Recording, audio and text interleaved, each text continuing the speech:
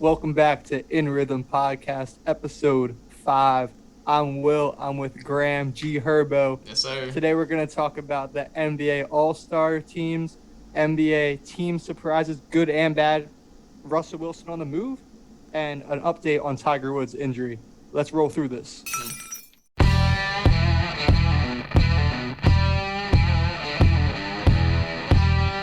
So we're going to start talking about the NBA All-Star selections. First, let's talk about the starters in each conference. In the East, we got Giannis, KD, Brad, Kyrie, and Joel. You think they got it right there in the East, Graham? Yeah, they're all pretty much gimmies. I mean, basically the superstars of the conference. Nothing really discussed there. I agree. I think that who do you think is they put KD as the captain. Do you think Brad should have been the captain, or are you okay with KD being the captain? Well, I mean, it's whoever gets the most fan votes. I don't really expect Bradley Beal in DC. They don't really have a huge market to get the most fan votes, so it's not a surprise that KD would get it. And I think it was Giannis and Embiid are behind him, so the bigger markets. I mean, Giannis is a superstar, but yeah, Philly and New York are definitely bigger getting that fan vote. Speaking nothing but facts. In the West, starters LeBron, Steph Curry, Luka.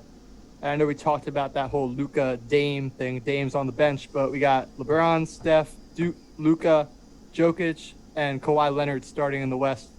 I agree with that. I think that's who deserves to be starting. Yeah, I mean it doesn't really matter at the end of the day, but yeah, they definitely got it right. Nothing to complain about. Right, and let's go to the bench for the West.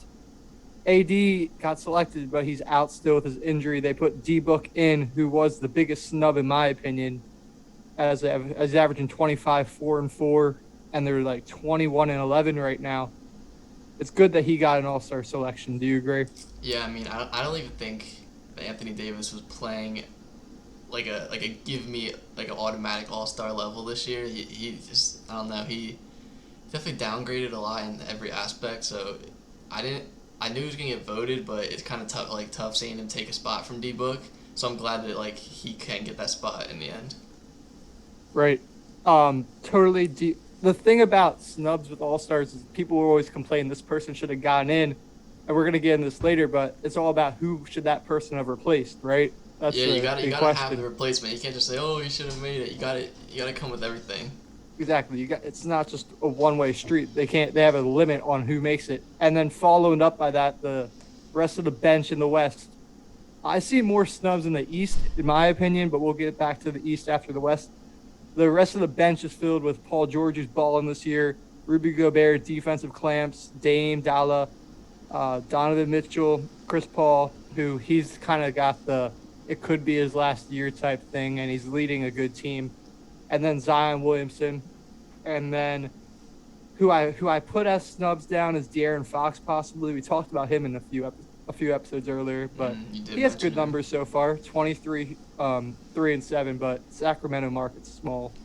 Yeah, my biggest snub, besides D-Book, was Shai Gilgeous-Alexander from OKC. That man's balling. He put up ridiculous numbers. I have him right there too. He has 24, 5 and 6. I think he should have been an All-Star this year. I don't know over who. But I really think he deserves a spot this year. I would put him over Gobert personally. I know he's a defensive presence, but I watch a lot of the Jazz games and he doesn't do much to be like an All-Star. And I agree that Rudy Gobert could be that guy. Also, if we're just factoring stats in, Shai Alexander should have gotten in over CP3. Yeah, CP3 is another one where it's like, okay, I get it. Like you joined the team and they got good, but it's not a direct correlation from your stats. Like I don't know. I just think Shai's just having a better year. Like him, because it's All-Star. It's not MVP. It's All-Star. He's one of the better player. I think Shai's a better player this year.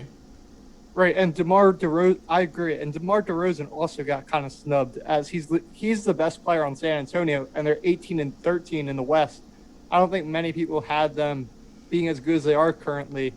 He's averaging 25 and 7. That's pretty good numbers too. Yeah, I mean the guards in East and West, the guards are deep, so there's definitely gonna be snubs there every year. But I mean, yeah, I think Shai was definitely my biggest snub. I can see DeRozan making it too. Yeah, it's kind of tough. I mean, limited spots, man. It's just That's the thing, though. I don't think it should be what it's like 12 roster spots. Open it up. Get some more roster spots. It's the All Star game. This should be like 13, 14 spots. yeah, only 12. There's more people on a team. They should have 15. Exactly. I don't like that it's so condensed, I guess. Yeah, and if we had 15, Shine and Demar easily would have gone in. They've probably been 1 and 2 out back next in. Yeah, So so I think they just open up the teams. It makes the fans enjoy it more. They don't see their favorite players getting snubbed, and more people get them All Star on their resume. put Graham in the commissioner's box, man. Yeah, put me in there. Back to the East. We talked about the East starters: Giannis, KD, Brad, Kyrie, Joel. They're followed behind with Jaylen Brown, James Harden, Zach LaVine, Julius Randle, Ben Simmons, Jason Tatum, and Nikolai Vucevic. Is that Vucevic? Is that Vucevic, yeah. I mean, Vucevic? he's a baller. I would prefer to see Sabonis, which I'm glad he got in, replacing KD. I'm glad Sabonis got in because I think that was the biggest snub. But there's also a lot of guard snubs in the East. There's definitely a lot of guards. There's Trae Young. Trae Young got snubbed. His numbers look good. 27, He was a 4 and starter 10. last year, and he's not even an all-star at all. Yeah, that's crazy because his numbers definitely weren't. I don't know his numbers off the top of my head, but they definitely couldn't be better than 27, 4, 10, or at least comparable. Like, that's nasty. Yeah, he definitely was snubbed. I mean, Jimmy Butler and Russell Westbrook have both been putting up really good numbers in the past, like, Jimmy 10 hasn't games. played that much as some of these guys. That's the only reason why I think he probably didn't get it. But I think it has a little more to do with them losing early on, but they were hit with Mhm. COVID heavy. Same with the Wizards, so it's kind of hard for Butler and Westbrook to get in rhythm. But yeah, I'm Right, really and- glad Sabonis made it. what do you think about Tobias Harris not getting it as they're kind of fluctuating with the Nets up at the 1 seed in the East because Joel and Ben got in. Yeah, I mean, I know I've seen a little bit of chatter for him getting in. I don't think he's an all-star. He knows how to score. He can get buckets when he wants to, but an all-star I can't put him over anyone. I can't put him over any of the snubs either. I don't know. I don't think he's in that conversation. And this is the same. Do we talk about the same conversation with Gordon Hayward on that interesting and fun Charlotte team? He's kind of leading them, but do you think he is I worthy? think Gordon Hayward's in that Tobias Harris level because he is their main scorer. But I watch the Hornets every single game. He's not doing like an all-star level. Like, he's not carrying anything. No, but the Hornets are fun to watch. They're very fun to watch. They have LaMelo, who's just They have dishing. Malik Monk had 29 last night. He's finally getting back into rhythm after he got suspended for doing crack. It's good to see him back on the court. Don't do crack, kids. Do not do crack. Yeah, but with LaMelo dishing it to Devontae Graham and Terry Rozier, I like those three guards playing at the same time. It's really fun to watch. And then you got Miles Bridges catching those oops. Yeah, the Hornets are a fun team to watch. Do you think in a few years they're going to be at the top with Brooklyn and Philly? If they can manage to keep one of Rozier or Graham with LaMelo, keep Miles Bridges and Gordon Hayward, and get one like big, because they have Cody Zeller starting right now. If they can get that big man, in a few years, I get to see them atop the East. That would be very exciting to see a Michael Jordan owned team finally eclipsing terribleness. Yeah, he for hasn't lack been of the a better best. term. He hasn't had the best track record as a GM, but getting LaMelo Ball has changed everything, and that's for sure. Yes. So we discussed the All-Star game starters, snubs, bench, and if you guys have any likes or if you guys have any comments about that, put it in the comment section. We might talk about that if we think that's a good take. If not, then keep it in your back pocket. NBA surprises this year. We already talked about Charlotte. They're 15 and 16. They're in the playoffs. If it started today as the 8th seed, they would have to play in the play-in rounds, in the play-in tournament. But are you surprised that they're 15 and 16 right now? Do you think they're ahead of schedule? I'm not surprised because I'm a big LaMelo Ball fan, and I know that he's very good at raising everyone around him's level and like raising their game. I didn't expect the impact to be this strong, where he's averaging like 26 and 6 efficiently as a starter.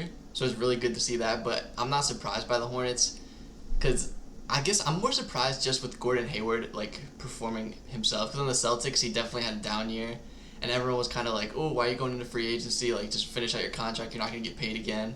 The Hornets took a risk on him. It's paying off because they're putting it together. They paid him a lot too. They gave him another max extension. I Yeah, mean, well, they wanted that, I guess, that marquee guy, and in Charlotte it's tough to get a superstar, so that's what they were taking. yeah, he's a bottom tier marquee guy, but they're bottom tier area and franchise. So yeah, I mean he's a great star for them. And LaMelo's going to eclipse him on the star role. And probably the end of this year, LaMelo's getting better every day. To the Knicks, kind of the same situation, although a much bigger market. They've been dismal the past 4 or 5 years. They're 16 and 17. The East is all crumbled in that middle. You could go from 6th to 11th really quickly just because they're all kind of mediocre, but they're still surprising that they're 16 and 17. What do you think about this young led team by Thibodeau? I don't think anyone expected this, to be honest. I mean, if you watch Julius Randle last year, he was god awful. He would just chuck the ball up. He would turn the ball over a lot. He wasn't efficient. And this year, he's playing completely different. It's kind of great to see. I mean, he's getting MVP chance in New York now. They hit real big in the draft with Emmanuel Quickly, really good rookie guard, and Alfred Payton's kind of taking time away from him, but he just got injured. I mean, I'm not saying half he's injured, but Emmanuel Quickly balled out his first game, with no Alfred Payton. The Knicks scored 140, no Alfred Payton first game. I think they can figure it out. They're definitely a fun team to watch. I did not expect this at all. I don't think they're going to make a dent in the playoffs at all, but it's definitely fun to see the Knicks, back competing. Mm-mm. The East is very top heavy. Even though Charlotte, the Knicks, the Wizards, those three might sneak in, I think they'd get crumbled by the Sixers and the Nets really quickly. But yeah, it's definitely a big drop off after the 4 seed, but it's still fun to watch. It's a good development year for them. It's gonna be crazy throughout the whole year because I'm pretty sure the 5th seed to the 12th or 13th seed is like a 4-game difference, so it's gonna be down to the wire. It's gonna be really fun to watch. And there are experienced teams like the Heat who underperformed earlier this year because of COVID and injuries. They have more experience than the Knicks and Charlotte. It'll be interesting to see as we progress throughout the season who's going to have that veteran leadership and get those bottom seeds because it's going to be up for grabs. Yeah, I mean, I think the Bulls are the 7th seed right now. Let's see if Zach LaVine can take them. He's kind of a dog. He's balling this year, bro. He's like really efficient. Like it's not even just he's shot chucking on a bad team. He's efficiently like being a really good productive player. So I don't know. It's a lot of young teams that are fighting up. A lot of veteran teams that have had a rough start, but they're trying to catch up. It's gonna be a really good battle. One of those good veteran teams that is they're veteran just because they've been expected to be good the past couple years, and they've performed. The Celtics. They're 15 and 17 right now. The 9 seed. Marcus Smart's been out. But as you alluded to yesterday when we were texting, Kemba just sucks. Yeah. Kemba Walker as a starting point guard, he really doesn't bring much positive on the court. I mean, he's a horrible defender. I'm saying I don't care how much he scores because he's giving it up on the other end. I don't know. He just doesn't he doesn't want to be there. He's smiling, dapping up Luka after he hits a dagger on him. I don't know. I just don't like how he rolls. He's shooting 37.5% from the field as a point guard. That's terrible. And his best thing is shooting and scoring. Yeah, I mean, you gotta move on. And you gotta Marcus Smart's great off the bench, but if you can, I don't know, promote him to starting point guard, bring in a veteran point guard off the bench at the trade deadline, because I know you guys got assets. Danny Ainge, do something. Please do something. Because you're not going to get it done with the squad you got right now. No, I tell you what, you just got to... The other thing with the Celtics that's been annoying is they're just playing all this ISO ball. Like, it'll almost be like, at the end of the game, they'll be up. I'm just going to cite specifically the Pelicans game. They were up 20 going into the fourth quarter or late in the third quarter. And they just start doing this, Tatum, it's your turn to shoot a 3, do a step back, and then he misses it, and then there's a run by the Pelicans, and then they just keep doing this ISO ball, and it doesn't work. I think Brad Stevens is a little bit of a problem right now too. I don't know if maybe they need just one more guy out there that can score along with Brown and Tatum, but they have serious issues right now with finishing games. And the same thing was happening against Miami in the Eastern Conference Finals last year. It was just mm, Yeah, I mean, there are some players when you can rely on to score at will in ISO situations, but I don't think Jason Tatum and Jaylen Brown are like ready enough. Like they're not like a Steph and KD or anything like that where they can do that. So they need a system, and Brad Stevens is a good coach. I think he's gonna figure it out. But yeah, right now it's not looking good. I think they need to bring someone in. I mean, it's just, you guys have so many assets. There's been rumors that they didn't want to give up all that for Anthony Davis. They were scared of James Harden. They need to pull the trigger on one of these players, make a move. right. I think making move, get rid of Kemba, Marcus Smart having the heart and soul back in the lineup, regardless if he's starting on the bench, that'll help a lot because he flops, and he probably flops on average 2 times a game and gets big fouls when it matters. And those are like plus or minus 4 points right there, which are big in these close games. But yeah, the Celtics are, and we got to put into perspective that Tatum and Brown are like 22 each, 22 years old, 22 years of age. So they'll figure it out. Maybe this isn't the year. Brooklyn Sixers let them have it this year, and then they got to figure it out for next year. Yeah, I mean, the Nets are only going to get better. They're going to get Dinwiddie back. They're going to get their chemistry up. So I think you got to go now. You got to go this year. Get Andre Drummond. Get Blake Griffin. Get DeMarcus Cousins. Get some big man presence. There's big men available that are right now that you need to go get. Because the Nets are only going to get more chemistry. They're going to be able to build a bench next year. They're going to get their best bench player back, Spencer Dinwiddie. You can't wait. You have to go. This is the year to catch them off guard. This is the year. I said this earlier. NBA commissioner office, get Graham in there. Now I'm going to change it to Celtics office. Get this man a job. I'll take it. How about this comparison? Tampa Bay Buccaneers football team, Brooklyn Nets NBA team. Started off a little rough, starting to fine-tune the ship, and then they're going to be ready right at the time of the playoffs to come together.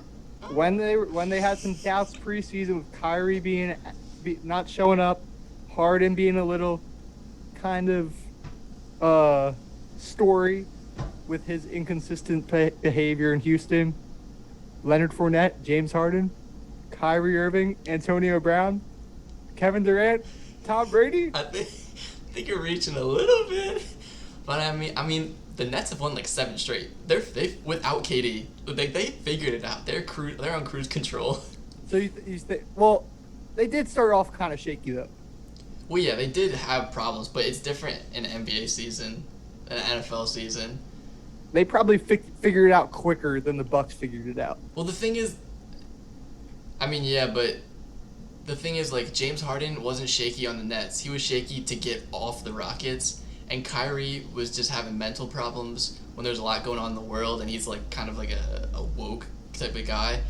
But on the Nets, like, Harden and KD have both just been balling straight up, no distractions. It's unlucky that KD got hurt, but, I mean, I think they might run through everyone. I mean, they just sweep the best conference in the best division in the league with the Warriors, Suns, Kings, and Clippers in that.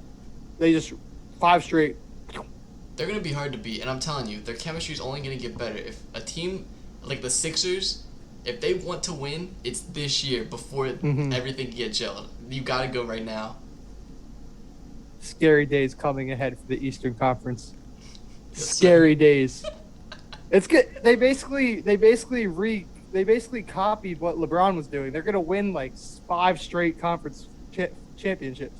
Yeah, I mean, there's teams in the East that can bring in one more star and then be on the same level as the Nets. But right now, it's just head and shoulders above everyone. I don't know. Even the West, they'd be just as good in the West. Yeah, they have. Honestly, they have the 3 best like ISO scorers in the league. So it doesn't really matter. Like they have 3 probably top 10 players in the league. If we're talking about pre-KD injury, just because I mean, post KD injuries, balling too. No, no, I'm not saying that about KD. I'm saying that just because Kyrie's been injured a lot last year. I'm Hmm. just talking about that era pre KD. Yep. But Dude, yeah, I don't know. This Nets team's scary. yeah, and I don't think your Wizards are gonna catch up to them. But they've won 6 out of their last 7. We Do you have think they gotten can in his get that? Do stride. you think? Do you think they can get that playoff vibes? I I do believe that we can get into the playoffs. The second half of the schedule just got released by the NBA, and we don't have a necessarily extremely easy schedule, but we do have a very winnable schedule where we can turn it around. We've won 6 out of our last 7. Westbrook is claiming he's healthy, and he's playing like it. He's not pulling up, taking stupid jump shots. He's actually attacking the basket now. My boy Rui Hachimura, don't let me get started with him. He's balling. He's actually taking his game to the next level, and I love it. I mean, Davis Bertans, he's supposed to be a shooter. He's a little shaky. But he said he had dead legs. I don't know. He needs to get in shape. He was in Latvia doing nothing for 8 months. Just get in shape now. But yeah, we are catching our stride. We've been playing with a lot of energy lately. I don't know. I like it. I'm a Wizards fan. I'm obviously biased, but I like what we're playing real basketball. Hey, real fans get real vibes, and if you're feeling a playoff run, I'll feel it with you. Hey man, as long as we can be, I don't.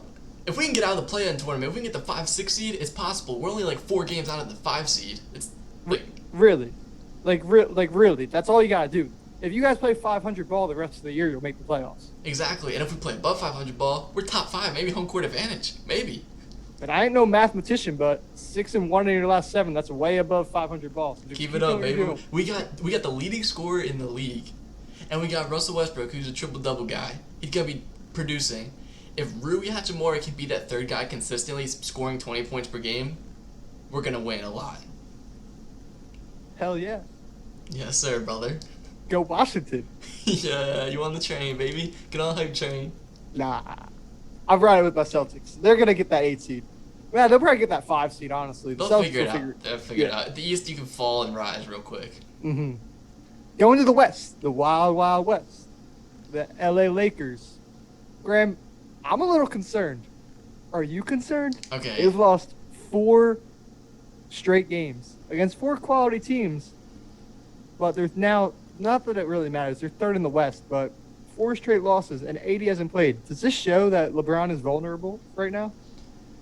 I don't think it shows that he's vulnerable when he's playing the most minutes in the league. He hasn't missed a game, and he's playing with subpar players right now because his second highest scorer, Anthony Davis, is out. Also, the best defender on the team. Then you got the third highest scorer, Dennis Schroeder, who's out. I don't think it means he's vulnerable. I think they're gonna be fine. LeBron in the playoffs is more experienced than everyone else. He knows when to kick it in. Anthony Davis, they just went on a finals run. He knows how to be that Robin, like Batman and Robin. They know how to figure it out. They got it figured out now.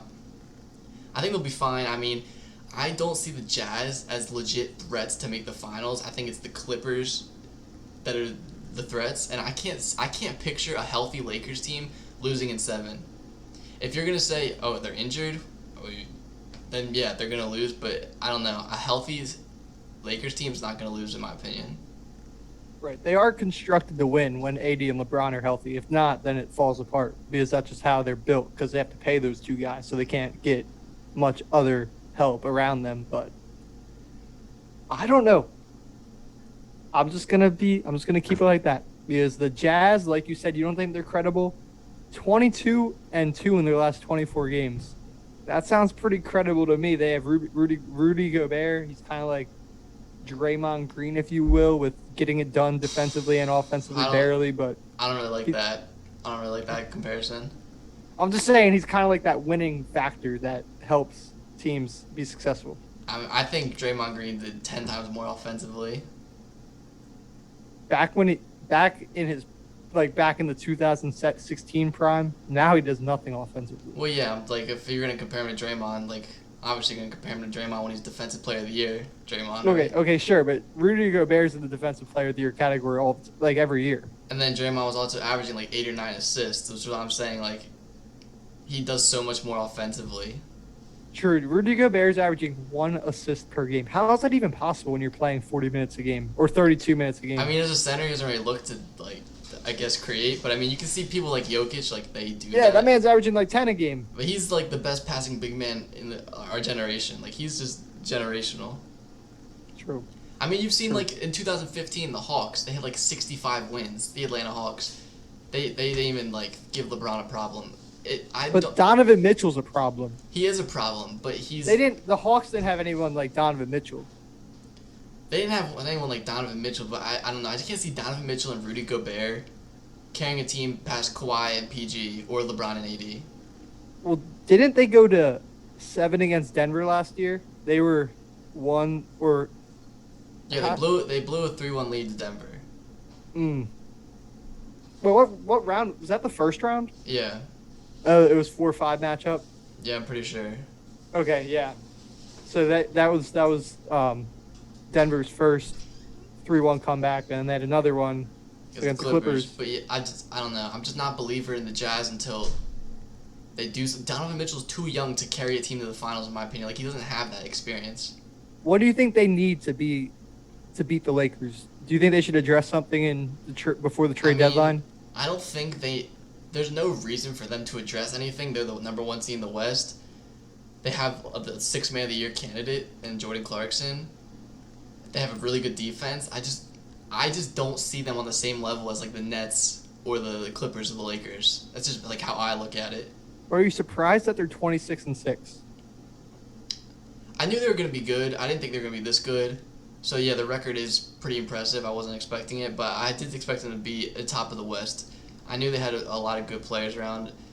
It was kind of relying on like I don't know if they could put it together, I guess. But they definitely have a lot of talent. I just didn't expect them to be number one seed. Fair take. Thanks. On to the next one. Russell Wilson trade speculation. So basically, yesterday there was a big splash on Twitter. It got diminished a little bit by Russell's agent because he declared that Russell did not demand a trade.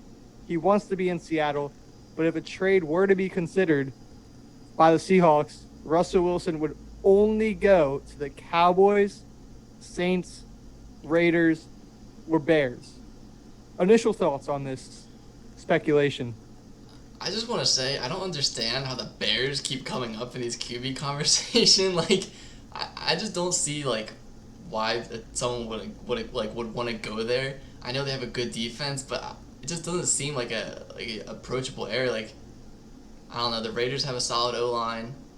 I don't want him to go to the Saints as a Panthers fan, and I can't see him go. I think he's gonna stay put. I can't see him going to the Cowboys. I don't know. I think it's just like everything wants to get stirred up. So you think Russell Wilson's going to be in Seattle? Why would he even want to leave Seattle? They have Chris Carson, DK Metcalf, David Moore, Tyler Lockett. Like, yeah, you need to address the offensive line a little bit, but maybe Dallas has the equivalent to those weapons. But I just don't like. I just can't like. Okay, then what are the Cowboys gonna do with Dak Prescott? Like they already have their guy. I just can't see him on the Cowboys. The Raiders. Do they have their guy, Dallas? I mean, Jerry Jones loves Dak. I mean, maybe he'll just throw him to the street if you get Russell Wilson, but I would think Jerry Jones loves Dak. Do you think he loves him more than he would love Russell Wilson? I mean, Russell Wilson doesn't show up at your door every day, so it's hard to tell. True. Keep going. Oh, I was just gonna say the Raiders have like a solid O line. They have I don't know. Why would someone want to go there though? Like I just don't understand his destinations. But my thing is, he didn't even demand a trade. So why are they even talking about this? Is Seattle potentially thinking about moving on? I don't know. Do they want it? Yeah, do maybe they want to Seattle rebuild? is like I don't know. They're like I don't want to deal with this. Yeah, because it's kind of weird. It's like, if he doesn't want to be traded, why is this stuff even coming up? He had 40 touchdowns last year, and they went 12-4. Do you think that they might have hit a plateau and they need to move on? I mean, as an outsider, you can say Russell Wilson has not been the greatest playoff performer, and maybe like, hey, like you've done all you can. I can't see you like doing more for us. Maybe like, hey, we'll just throw it out there, like see what's happening, because I don't know. He just hasn't been the greatest playoff performer. he's had like a couple seasons where he just fell off a cliff, especially this season where he like had an MVP. They're like he's gonna be like unanimous MVP, and then he just, I don't know. Maybe they're just testing the water, seeing what's up. Do you think if he were to go to the Cowboys, I know you said it's kind of equivalent to somewhat Dak and him. Do you think Russell Wilson in Dallas, even Dallas, Saints, Raiders, Bears, do you go one by one? Does he make them an automatic Super Bowl contender? Those four teams? I think More so the Raiders and Bears just because they aren't. I Really. think he makes the Cowboys Super Bowl contenders because that would be an elite offense. It would definitely help their defense out a lot. The Saints, they would no brainer probably be a contender, but I mean, the Saints have cap issues, so I don't think they would want to be worrying about Russell Wilson right now. The Raiders and the Bears have like a Super Bowl like defense, I guess. Like they have a strong defense. I don't know. I can't see the Bears or Raiders being Super Bowl teams even with Russell Wilson. Do you think Allen Robinson would likely stay if Russell Wilson was a quarterback? I think that's how you get your number one wide receiver to stay is bringing in someone like Russell Wilson, obviously. But yeah, I think he might be on the move. I think he like tweeted out something like "Where should I go?" or like "Where we going?" or something. Lamar liked it. I saw that exact tweet. We can put that in the podcast. But yeah, the Raiders. I wouldn't want to go to the same division as Patrick Mahomes and Justin Herbert. It's just like I don't understand the Raiders like being in the list, and especially competing with Herbert and Mahomes for 10 years or whatever, 6 years, however like long he's got in his career. That's not ideal. I saw a meme though. It was like, why would Russell Wilson put the Raiders in his list? And it was just like a cleanest pocket of all time surrounding Derek Carr. So it was like, I did see that picture. So I guess I think Russell's gonna stay. I don't really get this speculation going on unless the Seahawks want him out. But we wanted to make everyone aware if they haven't heard yet. Tiger Woods on Tuesday got in a major single car accident in Los Angeles, California, and he went into surgery right away. I think currently he went in with stable condition and they were pretty stable to severe, but they got him down to stable condition, and he got rods and screws and pins and surgical procedures. I think right now he's just in the hospital, relaxing, recovering. Thoughts out to Tiger. He's the greatest golfer in this generation, 15-time major winner, 82 championships. One word in sports, Tiger, that's unanimously probably the biggest presence in sports, that one name. Graham, what's your biggest Tiger moment? Man, I'd say actually I do have a Tiger Woods moment. My dad got us like golf tickets one time. I went to a little golf match. I forget where. I don't really know much about golf. I got to see Tiger Woods up close, you know? I got to see him play, and you know, Tiger Woods, like, no one really in America at least, you know, follows golf like crazy like that. But you know, Tiger Woods, that's the guy. That's the guy that you know. So it was cool to see him up close. And back in 2019, when he made his comeback in the Master Tour when he won, no one turned on the screen on Sunday to watch anybody but Tiger Woods. Yeah, I mean he's iconic. He put golf on the map for our generation at least. When you think of golf, it's Tiger Woods. That's the word I was trying to find earlier. Iconic. There's no single word more iconic than Tiger in sports, in my opinion. Like if you hear Jordan, that's very close up there, but Tiger, just the emphasis on that name's crazy. But thoughts and prayers to the Woods family. We hope Tiger recovers, and if he never plays golf again after this accident, great career, and thank you for letting us watch it. And with the ups and downs, he shows that people can persevere through a lot of things. Thank you, Tiger Woods. Well said. Well said. Thanks, Graham. Now, after we talked about the guy, Tiger, let's talk about University of Delaware. Graham, I know you go there. What's going on as far as COVID-19? Man, they shutting the place down. This past weekend, everything's closed. Everything's restricted. Apparently there was an outbreak. I'm not going to pin it on anyone, but apparently it was them outsiders, the off-campus people. Let's go. We got to be better. And word on the street is they're giving these outsiders isolation dorms on campus. Shouldn't those be reserved for the kids that are on campus? Listen here, UD students, get it together. That's my statement. Graham's trying to stay on campus. Yeah. So that's kind of a dismal thought of having to leave campus. Let's end today's show with, what was your peak of today? Graham, go ahead. What was your peak of February 26th, 2021? My peak, man. My peak. What happened today? I kind of just chilled in my room. I mean, like I said, everything got shut down. So, I didn't have any classes today. I was kind of just like watching YouTube, chilling. I say just finding a peace of mind. That was my peak. How about you, Will? My peak of the day was, well, it started yesterday because, all week I was grinding on this international business test. I think I did pretty good. Then a stat test today. Did pretty good again. Okay. So we're two for two on the back end of the week. Feeling good about the grades.